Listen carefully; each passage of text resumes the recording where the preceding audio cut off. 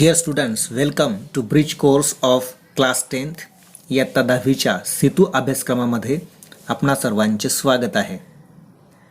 Today we are going to see competency और learning statement 6 explain a concept and a problem activity number 1. आज आपण कार्यक्षमता किंवा अध्ययन निष्पत्ती विधान 6 एखादी संकल्पना आणि समस्या समजावून सांगणे या कार्यक्षमतेबाबत ॲक्टिव्हिटी नंबर 1 पाहणार आहोत. In the beginning we will see some important instructions for the students. सुरुवातीला आपण विद्यार्थ्यांसाठी असणाऱ्या महत्त्वाच्या सूचना पाहू. फर्स्ट इन्स्ट्रक्शन, पहिली सूचना आहे try to remember the WH words. तुम्हाला माहीत झालेले सर्व WH वर्ड्स आठवा. सेकंड इन्स्ट्रक्शन, दुसरी सूचना आहे make a list of WH words. या WH वर्डची एक यादी तयार करा. नेक्स्ट इन्स्ट्रक्शन, पुढची सूचना आहे write the meaning of WH word. या प्रत्येक WH वर्डचा अर्थ लिहा. अँड द लास्ट इन्स्ट्रक्शन, शेवटची सूचना आहे try to relate their function. प्रत्येक WH वर्डचं एक फंक्शन म्हणजे एक कार्य आहे जे ठरलेलं आहे, त्याचा संबंध एकमेकांशी जोडा. राईट डाऊन द स्ट्रक्चर आणि WH वर्डने सुरू होणारे प्रश्न त्याची रचना लिहा. लर्निंग ॲक्टिव्हिटीमध्ये आपण सुरुवातीला WH वर्डने ज्या प्रकारे प्रश्नाची सुरुवात होते त्या प्रश्नाच्या रचना पाहणार आहोत. That means we are going to see the structure of WH questions. WH प्रकारच्या प्रश्नाची रचना आपण पाहणार आहोत. First structure, WH word plus main verb म्हणजे मुख्य क्रियापद plus subject plus remaining part म्हणजे प्रश्नाचा उर्वरित भाग. ही झाली पहिली रचना. सेकंड स्ट्रक्चर, दुसरी रचना आहे WH word plus helping verb. Helping verb म्हणजे सहाय्यकारी क्रियापद plus subject plus main verb म्हणजे मुख्य क्रियापद प्लस रिमेनिंग पार्ट वाक्याचा उर्वरित भाग. In this way we can form the WH questions by using these 2 structures. अशा पद्धतीने या 2 रचनांचा वापर करून आपण WH क्वेश्चन्स तयार करतो. Now see the examples. You relate the pictures given on this page to the question. या ठिकाणी चित्रे दिले आहेत, त्या चित्रांचा प्रश्नांशी संबंध आपणास जोडायचा आहे.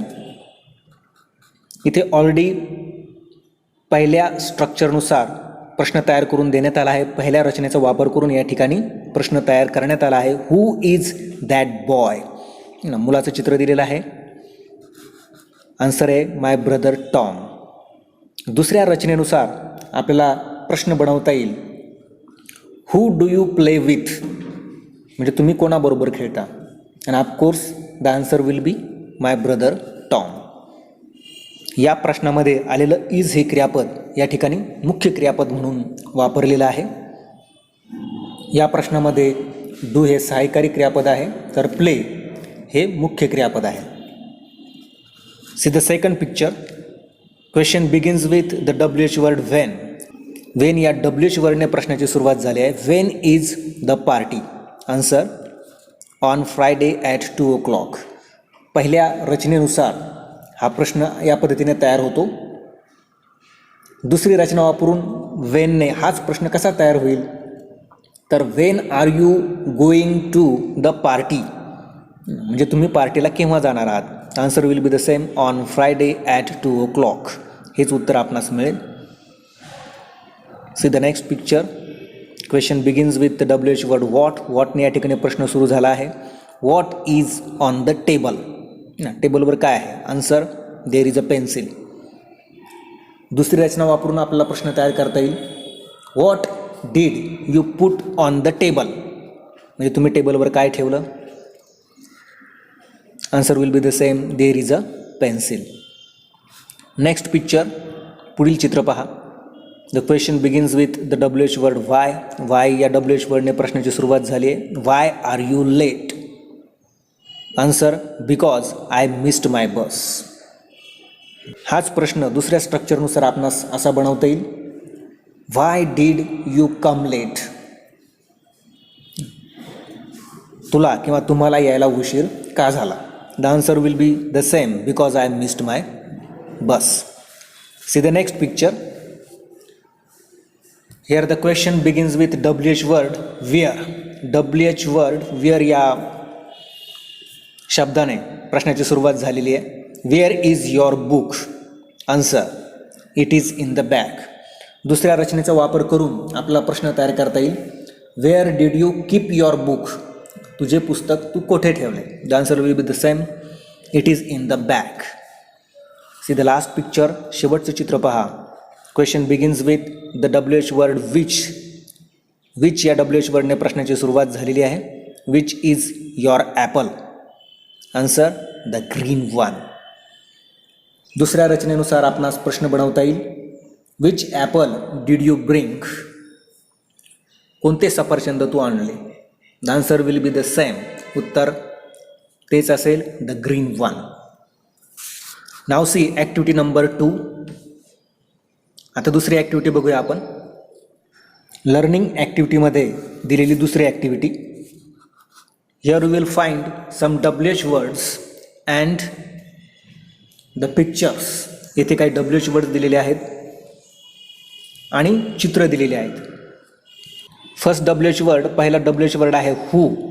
Who is a person. या ठिकाणी एका व्यक्तीचं, मुलाचं चित्र दिलेलं आहे. म्हणजेच who shows the person, who indicates the person. जर आपल्याला एखाद्या व्यक्तीचा निर्देश करायचा असेल तर आपल्याला हूने प्रश्न तयार करावा लागतो. What is a thing or an action? What म्हणजे काय, तर या ठिकाणी एक कृती दर्शवलेली आहे आणि एक वस्तू देखील दर्शवली आहे. म्हणजे एखादी वस्तू किंवा एखाद्या कृतीचा निर्देश करायचा असेल तर आपल्याला व्हॉटने प्रश्न सुरू करावा लागतो. When is a time. येथील चित्रावरून देखील आपल्याला वेळ लक्षात येते. घड्याळाचं चित्र दिलेलं आहे या ठिकाणी, ठीक आहे. सूर्य आणि चंद्राचं चित्र दिलेलं आहे, म्हणजे डे अँड नाईट टाईम. म्हणजेच when shows the time. When हा शब्द वेळ दर्शवितो. Where is a place.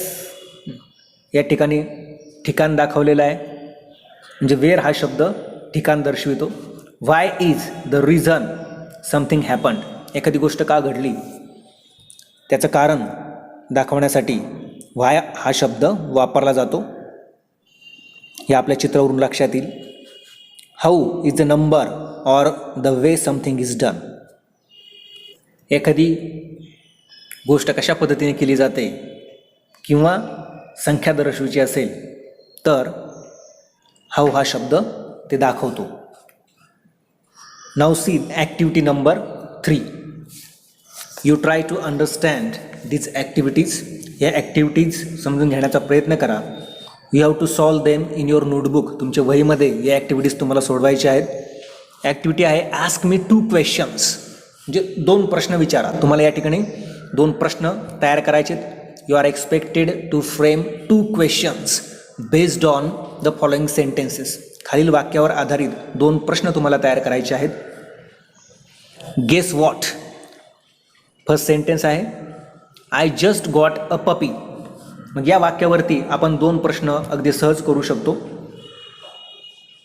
Who just got a पपी असाही आपल्याला प्रश्न या ठिकाणी तयार करता येईल. म्हणजे ते कुत्र्याचं पिलू कोणाला मिळालं. What did I just get. मला आत्ता काय मिळालं, व्हॉट. अशा पद्धतीने 2 प्रश्न आपल्याला तयार करता येतील.